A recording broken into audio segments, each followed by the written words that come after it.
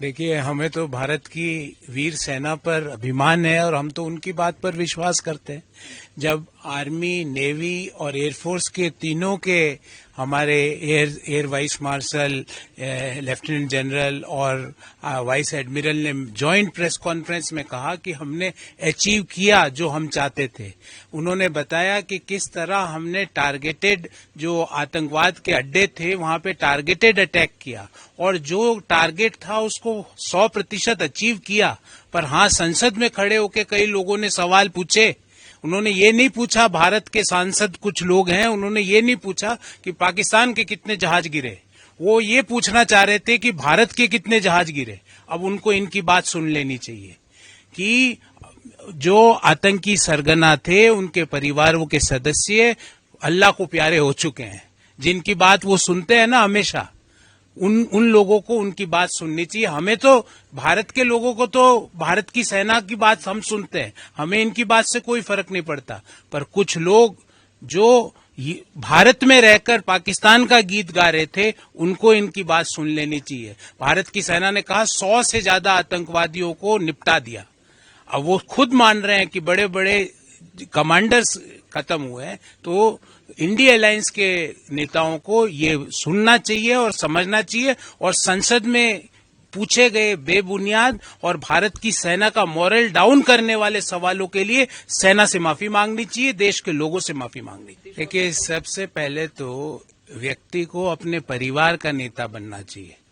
उनका खुद का भाई कह रहा है उनकी कॉन्स्टिट्यूएंसी में जाके कि तेजस्वी यादव ने कोई काम नहीं किया एज ए विधायक। ये तेज प्रताप ने कहे। जब वो वहां पे बाढ़ पीड़ितों को कुछ सामग्री बांट रहे थे तो उन्होंने कहा कि विधायक जी तो लापता है। तो तेजस्वी जी, आपका भाई तो आपको मान ही नहीं रहा, बिहार के युवा कैसे मानेंगे?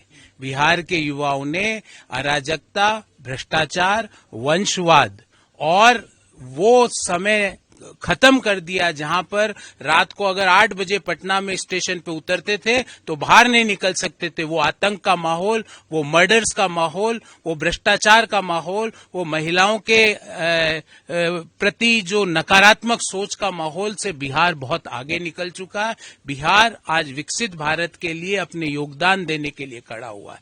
ये तेजस्वी, तेज प्रताप और लालटेन वाला युग खत्म हो चुका है। देखिए, मैं और हम जैसे राष्ट्रभक्त तो धोनी और तेंदुलकर के इंटरव्यू देखते हैं। हमें पाकिस्तान के खिलाड़ियों के इंटरव्यू देखने की जरूरत नहीं है। पर जो आपने सवाल पूछा है, तो ये इंडिया अलायंस के कुछ नेताओं ने जरूर वो इंटरव्यू देखा होगा। और जो हम रोज सवाल पूछते हैं, आज पुनः दोहराते हैं कि ये रिश्ता क्या कहलाता है। कि पाकिस्तान के अंदर कोई व्यक्ति पूछता है, कुछ कहता है, तो वो राहुल गांधी की बड़ाई करता है। तो राहुल गांधी का पाकिस्तान के साथ क्या संबंध है, इंडिया अलायंस के जो पार्टियां, उनका पाकिस्तान के साथ क्या संबंध है, उनको बताना चाहिए। हम तो ये मानते हैं कि हम तो धोनी का इंटरव्यू देखते हैं, पाकिस्तान खिलाड़ियों के लिए टाइम नहीं है हमारे पास। देखिए, खींच है। पहले ऑपरेशन सिंदूर में पूरे किस तरह भारत की पराक्रमी सेना ने टारगेटेड अटैक करके पाकिस्तान को उसकी औकात दिखाई, और कल भारत की क्रिकेट टीम ने पाकिस्तान को उसकी औकात दिखाई। तो हम ये कह रहे हैं कि पाकिस्तान को हर जगह पर भारत से मुंह की खानी पड़ रही है और आगे भी पड़ेगी। थोड़े दिन बाद हो सकता है कहीं और खाएंगे। और जिस तरह से एससीओ की मीटिंग में प्रधानमंत्री जी ने पाकिस्तान के प्रधानमंत्री की तरफ देखा भी नहीं और दूसरे बड़े देशों के राष्ट्राध्यक्षों के साथ वो निकल गए, तो ये भारत की बढ़ती हुई ताकत को दिखाता है, ये भारत की इकोनॉमिक सुपर पावर को दिखाता है, ये भारत की जो 4th लार्जेस्ट इकोनॉमी भारत बना है उसकी ताकत को दिखाता है, डेमोग्राफी को दिखाता है, युवा भारत की ताकत को दिखाता है।